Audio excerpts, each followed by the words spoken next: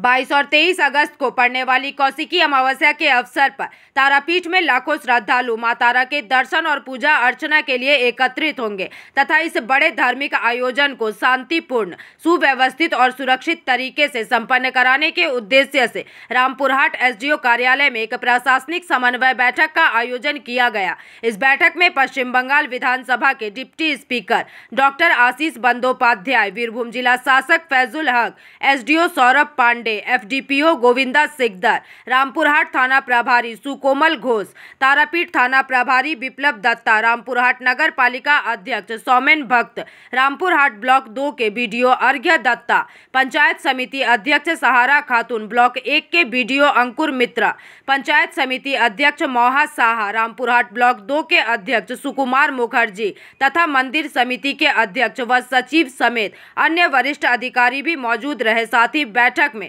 यह तय किया गया कि मां तारा मंदिर में सुरक्षित और संरक्षित तरीके से मां तारा की पूजा हो। इसके साथ ही सभी विभागों के अधिकारियों को उनके अपने क्षेत्रों में जिम्मेदारियां सौंपी गई ताकि मां तारा की पूजा अर्चना के लिए आए श्रद्धालु बिना किसी परेशानी के दर्शन कर सके और सुरक्षित लौट सके।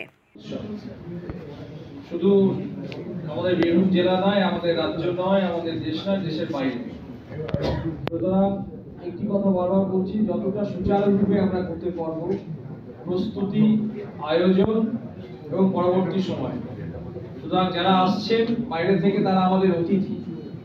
আমরা আমাদের বাড়িতে, আমাদের ভারতীয় সমাজে, আমাদের বাঙালি সমাজে অতিথিদের যেভাবে আমরা যত্ন করি, বরণ করি, ঠিক ওই একই যত্ন, একই কেয়ার নিয়ে কিন্তু আমাদেরকে করতে হবে।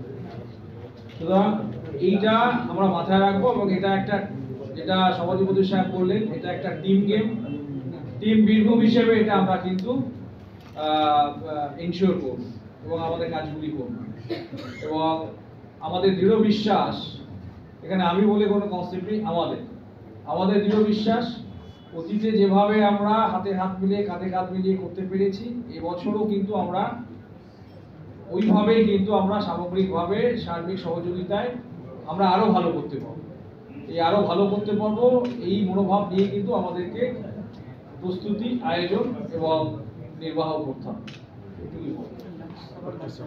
আর সবাই আর মধ্যাহ্ন ভোজনের আয়োজন করেছেন এসডিও সাহেব এবং আমরা সাইকেল হাউসে আমাদের মধ্যাহ্ন ভোজন লাঞ্চের আছে, ব্যবস্থা আছে, আপনারা সেখানে জয়েন করুন।